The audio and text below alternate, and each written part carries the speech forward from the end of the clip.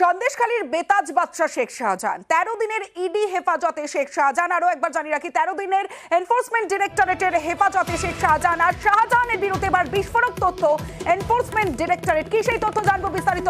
অর্পিতা হাজরা রয়েছে আমার সঙ্গে। অর্পিতা, ইডি সূত্র থেকে খবর যে এই শাহজাহানের বিরুদ্ধে কিন্তু বিস্ফোরক অভিযোগ।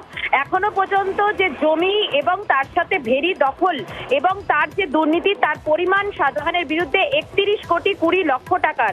মূলত যে বিভিন্ন ব্যক্তির থেকে এই জমি এবং যে ভেরি সেটা জোর করে আদিবাসীদের থেকে কেড়ে নেওয়া হতো এবং কেড়ে নেওয়ার পর যে সমস্ত ভুয়ো মাছ ব্যবসায়ী বা চিংড়ি মাছের যারা সাপ্লায়ার, তাদের মাধ্যমে কালো টাকা সাদা করে কোটি কোটি টাকা হাতিয়েছে এই শেখ শাহজাহান। এবং একটা সিন্ডিকেট তৈরি করা হয়েছিল, যেই সিন্ডিকেটের কিংপিং হলো এই শাহজাহান, যেই সিন্ডিকেটের মেন মাথা হচ্ছে এই শাহজাহান এবং বলা যায় যে মাস্টার মাইন্ড এই শাহজাহান। কারণ নিজেদের লোকেদের ভেরির মালিক বানিয়ে এই চিংড়ি মাছ যারা ভুয়ো, যারা চিংড়ি মাছ ব্যবসায়ী বা যারা সাপ্লায়ার, তাদের মাধ্যমে কিন্তু কালো টাকা সাদা করেছে।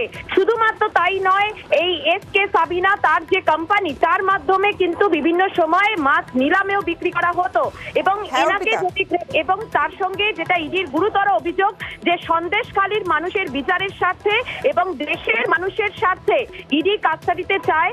এই কাস্টাডি না পেলে পুরোটাই কিন্তু গোটা বিচার ব্যবস্থা অভিশপ্ত হয়ে যাবে।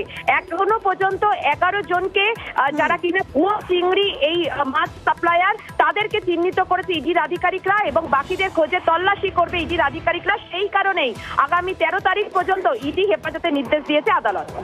বেশ অর্পিতা।